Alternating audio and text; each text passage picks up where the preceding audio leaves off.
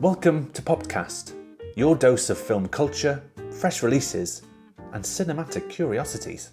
I'm Gareth, and today we're diving into two wildly different new films: the haunting mystery of weapons and the slapstick chaos of the naked gun. But that's not all. I'll be taking a look at Mubi, the streaming service that's redefining how we discover cinema. And to wrap things up, we'll peek into the future of the big screen, with re-releases you won't want to miss. So, grab your popcorn, dim the lights, and let's get popped.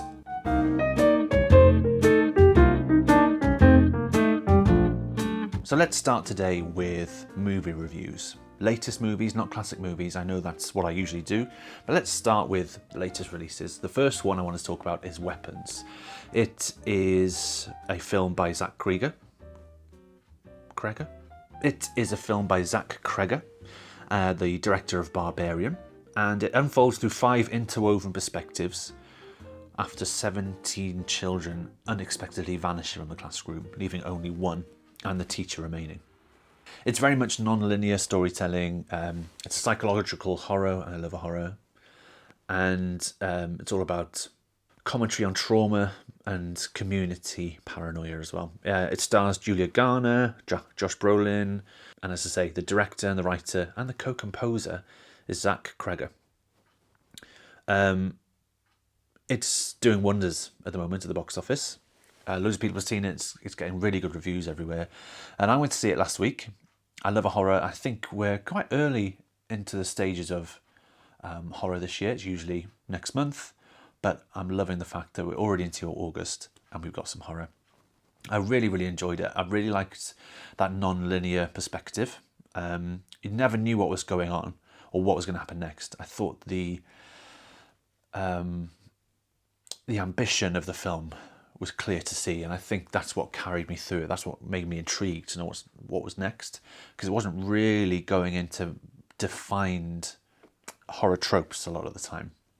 So I really enjoyed that. I thought the performances by Julia Garner was really good. Josh Brolin, I felt, carried the weight of it. When his story kicked in, it really kicked up a notch, I think. The performance by Benedict Wong was pretty committed. And the child, Carrie Christopher, he's the only child who didn't disappear. Quite haunting, quite innocent at the same time. When you know it's directed by the same person as Barbarian, it completely makes sense. It's sort of like the next phase of what Barbarian would be. Just really freaky when you know what's going on. But I think it falls into that same trap as Barbarian, is in that once you know what's going on, a lot of it sort of, you're just waiting for the end then. And therefore, I thought the film was about 20 minutes too long. I think it's like 2 hours or something. And it was a bit too long for me. But having said that, I really liked, I thought what it does better than Barbarian, I felt like I had a greater ambition. And what they did with it, I think overall was better, a more fully formed movie, in my opinion. I gave that 4 stars. I thought it was great. The other film I wanted to talk about was The Naked Gun. The re-release, of course, the reboot of the classic franchise, this time starring Liam Neeson as Frank Drebin Jr. And he needs to live up to his father's legacy. And it's all about uncovering a new tech conspiracy that can turn humans into barbarians.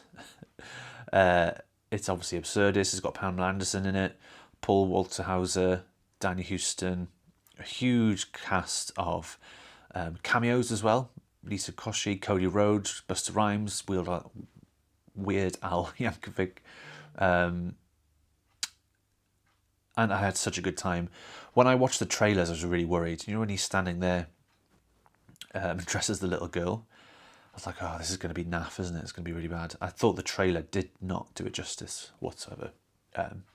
But actually, it was a really good film. I loved it. I thought it was really funny. And what did I watch before that? We went to watch a double bill. And what else did I see? I saw a horror and it was so intense that I needed this. So if anything, it did it a service that I was ready to laugh. I needed to. It was called Bring Her Back. That's the other. I was going to talk about this, but I watched that and it's so intense. If you've seen it, especially the last 20 minutes. Oh my good God. And so The Naked Gun was like a huge release in tension, in pace, a quick 90-minute, not even 90 minutes, I don't think, movie. It's absolutely fantastic. I'm relieved that I enjoyed it because The Naked Gun's got such a big thing to live up to.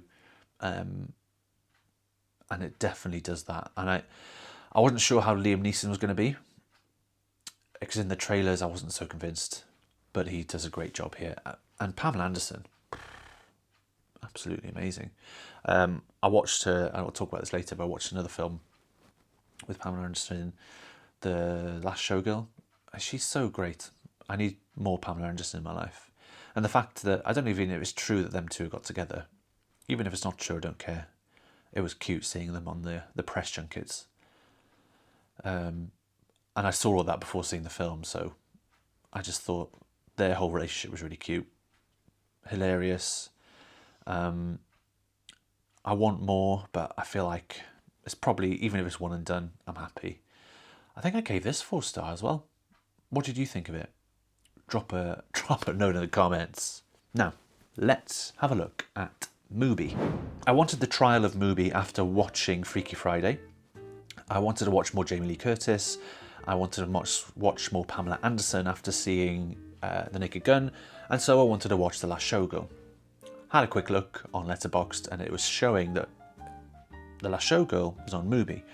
Now, I historically have been a bit don't really like Mubi. It's got a vibe to it, like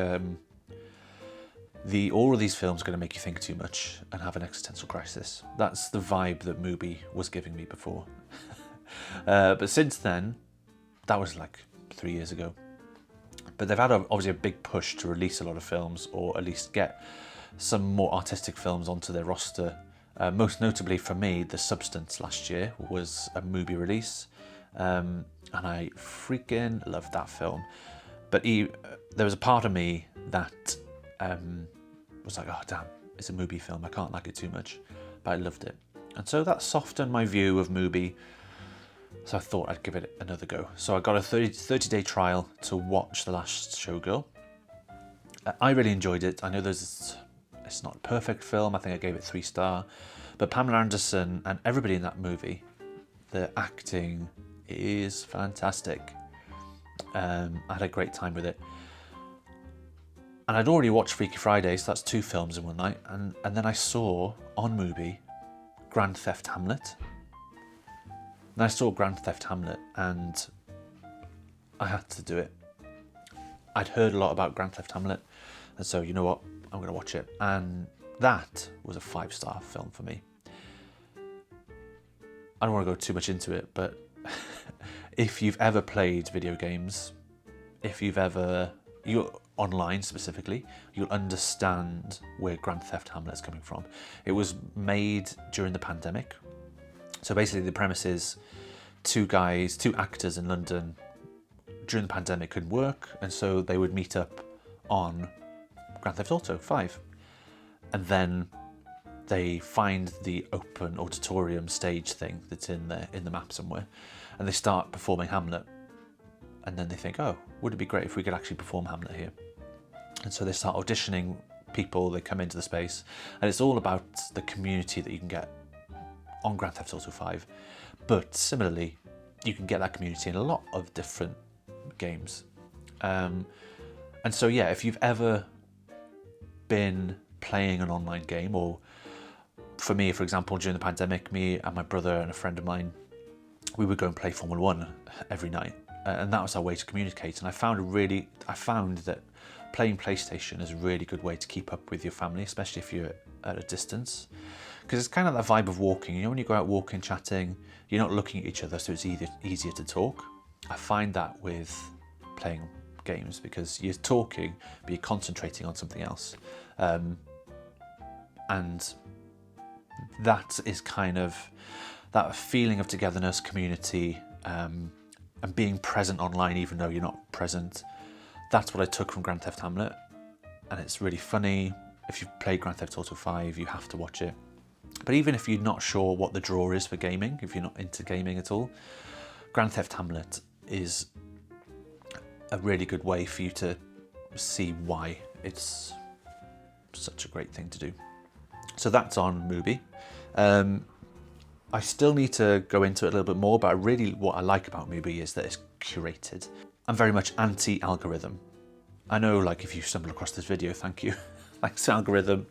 And I use algorithm every day, but it's nice to have something curated that someone's gone, I think people are like this. And that's what Mubi's all about. I kind of want to watch more. So what happened was 7-day trial, cancelled it, and they said, you want another 30 days? So if you like Mubi, you can get 37 days for free, basically, if you just do that. There's also the new animation Flow. Have you heard that with Cat? That's on there as well. So make sure if you're into trying new films out, rather than just all the latest big blockbusters, head to Mubi. I think the app is really nicely designed. And in 2025, I think that is worth giving a go. Great stuff. Now, let's check out what's happening news-wise. Now, this channel is a lot about movie culture, movie history, so news has kind of already happened in the past, obviously. So I can't bring you things that have already happened, you know about it. But I guess news is stuff that's already happened, right? But what I thought might be useful is re-releases. What's coming out in the cinema because of anniversaries, that kind of thing. So if you want to catch films you've never seen on the big screen before, this could be quite useful to you. So the first one I found was, well, there's loads, but I've just picked out a few highlights. September the 7th is The Breakfast Club is getting a re-release. So if you're into your Brat Pack, make sure you see that on the big screen. You didn't get a chance the first time around back in the 80s. Great film. One that's made me feel slightly sick was that the Toy Story anniversary, 30th anniversary, is coming up next month. So on the 12th of September, Toy Story is back in cinemas because it is 30 years old, and that is something, isn't it? I remember watching it in the cinema, and it was billed as something exciting, something new. Obviously it was new. The first feature-length CGI animation changed the game for animation. From then on, hand-drawn animation went down the toilet in terms of the amount that's being made, and now they can't really do it. And so Toy Story is where it all started 30 years ago next month, and it's coming back into the cinemas. Want to relive it? Get out there. But another one that caught my eye, especially if in the UK, is Thunderbirds. The 60th anniversary of Thunderbirds. 60th anniversary, I don't know what exactly. The first episode, last episode? Must be the first episode. But they are releasing 2 episodes in 4K back into cinemas from the 20th of September. Along with that, they're releasing a special edition box set of all the episodes. They've got 2 episodes that haven't been put in any box set before. They've got hours of new footage, an 80-minute documentary, commentaries, clips and different things, pull outs. It's 90 quid. But if you like Thunderbirds, if you're a collector, I'm kind of a collector, I'm a bit tempted, then that is pre-ordered now. I'll put the links down below. But put it in your diary, 20th September, to look out for it in local cinemas. I'll try and update you guys as and when. But in terms of what I've purchased, oh my goodness, 1 second. In terms of what I've purchased, Arrow Video, I've never really used them before, but or gotten any of their discs. But I saw that there was a new collection coming out, so I pre-ordered them. They came 1 a month for 3 months, and I finally got the last one. So it is the Man with No Name box collection. So I've got a fistful of dollars for a few dollars more, and the good, the bad, and the ugly. And within them, I might make a video detailing everything that's in these, because I want to watch them all and give you a review of what they're like. But they all come with like lots of different things. They've got a poster in them. The good, the bad, the ugly, I think it's got 4 discs. It's got a remastered version and then the extended version. Absolutely amazing. And as you can see, they look really cool. So I've got these, they're all in 4K, and they've all got loads of special features with different documentaries and interviews and things like that. So I will be doing a video on these 3, so you can have a look at them in more detail. But do you like these films? What's your favourite one? I've only ever seen The Good, the Bad, the Ugly. Sue me. But I'm really excited to watch them. So that's nothing to do with news. It's my news. But I just wanted to show off. But you can probably pick up a copy. I got them on HMV. They were selling out. But I think on Amazon they were still available. So if you're really into that trilogy, get onto the Arrow Video collection and get those box sets, because I haven't even watched any of them, but I've looked through the posters and everything, and if you're a fan, definitely worth it. Okay, that's a wrap for this week. Make sure you click subscribe and share and let me know what of those things you've watched, what you're excited to watch in the future, and anything that you think I should have a look at. Thanks for watching, and I'll see you next time on Popped.